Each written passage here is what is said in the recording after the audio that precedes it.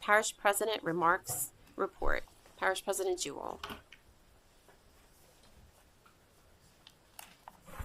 Thank you, Chairwoman. We get started tonight with my presentation by talking about some of the preliminary work going on with the CN Jack and Moore project. The work on utility lines to prepare the site for the Ormond for the Jack and Moore project is underway. The Jack and Moore method places new underground pipes with minimal surface disruption, and this is going to help water flow more freely to the south, from the south side of the railroad tracks to the north side where the Destrehan 2 pump station is located. Construction is currently underway. This is some of the preliminary work that is being done for the construction. You can see them in the photo doing what they call potholing, which is basically using a pressure washer to cut away dirt and a vacuum truck to suck up that dirt so that they can get down physically and see the utilities and potential conflicts that there are and take measurements of their locations and whatnot. So very important work, preliminary work that's going on. I've told several folks that this is going to be a long and tedious process that will take place for this project to get done. And it has to be due to the sensitive nature of where they are working.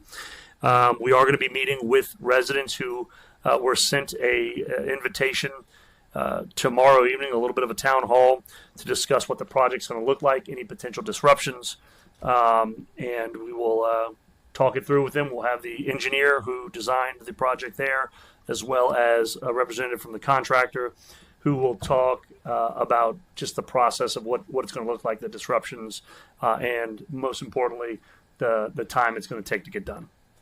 Okay. Ashton Boulevard. It's going to be closed on Wednesday, September 24th, as Union Pacific makes repairs to the crossing. So during the closure, the traffic in the affected lane will not be able to cross the railroad track at Ashton Plantation. So you can see they're going to close one side at a time. Blue from 8 a.m. to 10 p.m. That's going to be heading into Ashton, and then 10 a.m. to 12 p.m. to noon. Is on the outbound side of the crossing. So it's going to be, there's going to be a lot of traffic flowing in there. We will have the gate at Hackberry Street open all day to allow for people to get in and out. And we're hoping that weather will cooperate and we can get this project done working with Union Pacific. And we want to say thank you to them for finally getting around to addressing it, and we have a few more for them to do across the parish. All right, the 2025 Alligator Festival preparation is underway. If you've passed by the West Bank Bridge Park, you've already seen that rides have started to show up. This is the Rotary Club's biggest fundraiser for their scholarship program, and the parish, through our Parks and Recreation and Public Works crews, are going to be working to help make sure that the site is safe for not only people coming to the festival, but people who are just passing through that area. The Ashton Plantation soccer field and parking lot. There are several brand new fields at the Ashton Plantation soccer complex, along with a brand new parking lot to hold the additional capacity of people who are going to be there on the weekends. And we've already seen just a massive amount of people going there. It's great to have soccer in a single location, and want to say thank you to the council who helped us approve the needed work to get this done, especially that joint use agreement with DOTD. We did get all of the wrap, the crushed asphalt material from DOTD. That was a significant cost savings to the parish. So we appreciate the council, the Recreation Department, and the Public Works Department for helping us put all of that together. With that, at the very end of September, we will no longer cut JB and RJVL in the school system because we'll no longer be using those fields. That is going to be a significant win for Parks and Recreation. It does take us a couple of days out of the week, and during the summer when you're trying to keep it cut for soccer, that's each week. So we will be able to get those employees back into our parks and working on the important things that need to be done at our parish-owned parks. And we appreciate the school system for working very closely with us on our agreement that allows us the flexibility to do this. The King Cat Fishing Rodeo was just this past weekend, where there were 95 participants from 37 teams. And just to put that in perspective, last year there were 82 participants. So it is growing. We continue to hear that the biggest catfish they catch are in St. Charles Parish, and we're excited about that. The biggest catfish of the weekend was 72.6 pounds. And the team that won the total weight had 224.19 pounds of catfish. Very exciting.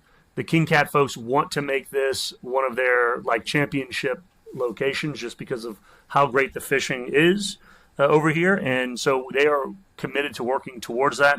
And hopefully this is going to be the biggest one that they have in the state, or I'm sorry, across the nation, because this tournament does tour the nation. I want to just say thank you to Parks and Recreation for helping this run smoothly, and also to the River Parish Tourist Commission for the work that they do helping with this event. Okay, EOC hosted a hazardous materials training. Over 80 first responders from 4 parishes, the state and local military trained in a hazmat response. And that was thanks to a partnership between the Department of Homeland Security and Emergency Preparedness, Grammar Logistics, and CF Industries.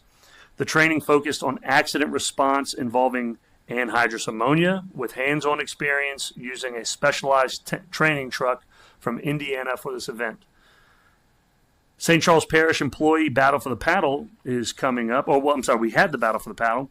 We want to say congratulations to the winning teams from our internal Battle for the Paddle. You can catch their gumbo, jambalaya, pastelaya dishes at the annual United Way of St. Charles Battle for the Paddle on October 2nd. That's a Thursday, and it's going to be from 3 o'clock to 7:30 p.m. at the Edward A. Dufresne Community Center. Always a great time. Again, congratulations to our employees who participated and are going on to compete at the True Battle for the Paddle on October 2nd. Now I want to take the opportunity to turn my report over to some special guests that we have today with Restore the Earth. We have Executive Director Taylor Marshall, who is with Restore the Earth, Gabe Griffin with Louisiana Wildlife Fisheries, and Corey Gavin, which is with Eco Restore, who is our implementation partner with Restore the Earth, just for them to talk about the work that they've been doing not only over the last 20 years, but over the last few years in St. Charles Parish, where they've planted a significant number of cypress trees. So, Taylor, welcome, and we're all yours. Awesome. Thank you so much for having me today. I am Taylor Marshall, Executive Director of Restore the Earth. I did bring a gang, but they're sitting back there. They might come up in a minute. We have a video for y'all to just introduce ourselves and talk about our work in St. Charles Parish, but we're a nonprofit organization dedicated to large-scale reforestation and restoration projects. We've been on the Gulf Coast for 20 years, and a lot of those projects happen in Louisiana. We have a special relationship and partnership with Wildlife and Fisheries that allows us to do large projects on state land. And one of those projects is right here in St. Charles Parish. It's our largest to date. 28,800 acres were restored of native bald cypress. So I'll show you the video, which covers a lot of that information, but we just haven't had a chance to properly introduce ourselves and make folks more aware of our work. And so we are here to just create a little more public awareness to what's going on in their backyard, but also in hopes that as they recreate and enjoy the benefits on these WMAs, that they also understand what's been planted there and the efforts that it's taken to restore some of these ecosystems. So, Restore the Earth has been working along the Gulf Coast for 20 years, restoring critical coastal ecosystems. What started as a response to Hurricanes Katrina and Rita became an organizational mission to restore the Earth's essential ecosystems, starting right here in the Gulf. Partnering in 2010 with the Louisiana Department of Wildlife and Fisheries, Restore the Earth deployed the first restoration on the oiled wetlands of the Governor's Hole in response to the 2010 BP oil spill. From this first project, a 20-year journey has spurred over 150,000 acres along the Gulf Coast that have been replanted, restoring and protecting critical coastal areas and communities with native reforestation. What began as an initial disaster response project launched a 15-year partnership with the Louisiana Department of Wildlife and Fisheries, which continues today.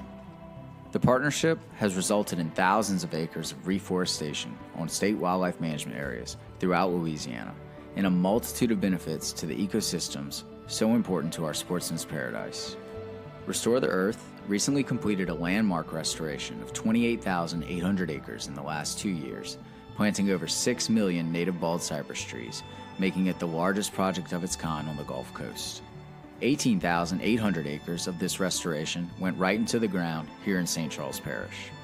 This project will enhance coastal wetland and watershed systems by reestablishing a critical bald cypress forest. Once reestablished, a healthy forested wetland becomes more effective in protecting local communities from risks associated with storm surge and flood events. We know that this reforestation will also benefit the native wildlife and fisheries, improve water quality, expand recreational activities, trap carbon dioxide, and provide community protection and resilience from future storms. As with any large project that deals with Mother Nature, there are setbacks along the way.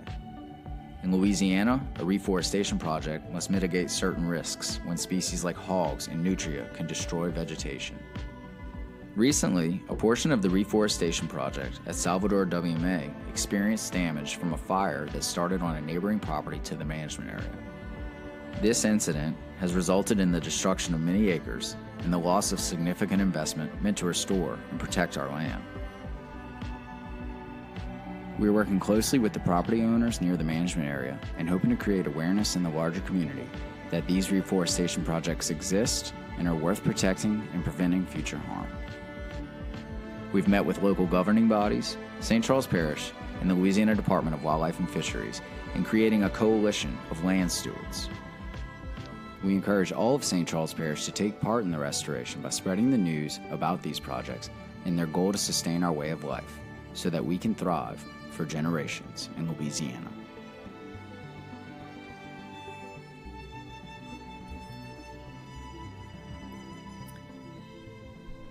And you might have seen Mike make a cameo in that video. He came out and planted with us one day and did a tour. And so I have Gabe Giffen here with me. He's representing the Louisiana Wildlife and Fisheries Foundation, which we also work with, as well as Corey Gavin with Eco Restore, who's responsible for getting the teams out there doing the large planting, which in this case took, I think, 4 months, 5 months? 4 months. And also responsible for the nursery coordination and tree growing. But what instigated us coming to introduce ourselves is we realized there wasn't enough awareness with the public, with the parish about this project. And unfortunately, there was some losses due to a neighboring fire. So we are making an effort to do a little bit more public outreach. We're hoping that we can work with y'all to maybe do some signage within the WMA. For fines if there's fires. And we're talking to the parish and enforcement about that, as well as wildlife and fisheries. But we're really excited about this project, want to keep doing projects like these. So just wanted to introduce ourselves and make you aware of the work we've been doing. And happy to answer any questions as well. Thank you. Councilman Pillier. Thank you for the presentation. I'm just curious, aside from fires, what kind of survival rate do you think percentage-wise you have in these plantings of cypress trees? At this project, if you don't include the fire, if it's just regular issues, 93% is what we've seen at Salvador. Thank you. Parish President Jewell. So I know we kind of touched on the fire, and I want to say thank you for coming to meet with us last week. And we have met with Restore the Earth. We've met with St. Charles Parish Sheriff's Office and the Department of Wildlife and Fisheries. Because I wanted you to talk a little bit more about the actual number of cypress trees that were destroyed in those two subsequent fires out of the 6 million. So there were 3 different fires, all kind of originating from the same issue, which is hunters and rabbits trying to get them. And obviously they didn't know the tree planting was there. That wasn't the intent, but it just kind of got out of control. But we've lost a couple thousand acres. And unfortunately, due to our financial partners, I don't know the full final amount of loss, but some millions of investment. And that's public and private. So we are working to restore some of that acreage that was lost as part of our agreement with those who helped funded this project. But also, it's just, we thought the nutrient hogs were our biggest problem, and you can hunt those and deal with those, but just dealing with errant fires that get out of control. But you mentioned the number of, you talked about the financial investment, which you know is in the millions. How many trees that you think were harmed by the fire, that were killed? 1.2 million. So 1.2 million trees on the WMA that were planted out of the 6 million. Is that correct? Were killed by those fires. So we're doing this to help raise awareness. Obviously, I don't think anybody else, like you said, went out there to say, "Hey, let's go burn all these trees down." They lit a fire that started on private property close to the WMA, and due to the wind direction and the existing conditions, went well into the WMA and caused a significant amount of damage. And it really is a shame. So we're going to be working closely with the sheriff's office when these fires go up to have them go out there and make sure that they are on private property. And if they do go into the WMA, that there will be resulting penalties and fines for those folks, because it is illegal to burn the WMA. Maybe some folks don't know that, but it is. Councilwoman O'Daniels. Thank you, Madam Chair. You made some oblique references to your funding partners. Could you give us some examples of who your partners are, or is that private information? Well, it's private in the sense that we haven't discussed that we were presenting here today, but companies you all know and love and are located in Louisiana, large corporations that would not surprise you, who love to invest in these types of projects. So unfortunately, before here, I didn't reach out to them No, that's fine. Yeah. I looked you up on the internet because of the presentation was provided. Just you can find introduction, most of the information. And I said, is this something having to do with maybe carbon credit projects or at all, or just goodwill? Some of them are, yes, okay.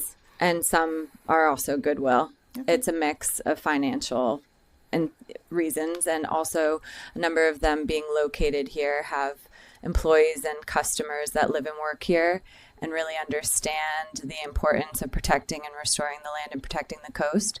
So they see it as a way to really give back to the community. And there was a slide or a mention there of generating not just, the ecosystem benefits, but quality of life improvement, water. Actually, this project is the first water quality credit project for the state of Louisiana under LDEQ's water quality trading program. And that's an annual credit value every year that goes to the funders who have impacts in the watershed, and LDEQ gives them an opportunity to improve their footprint in that respect. So this is a first, and we have some information on that. So it's usually a variety of reasons that people or companies invest, but there have been some for carbon, yes. All right, thank you so much. No worries. All right, thank you. Thank you so much.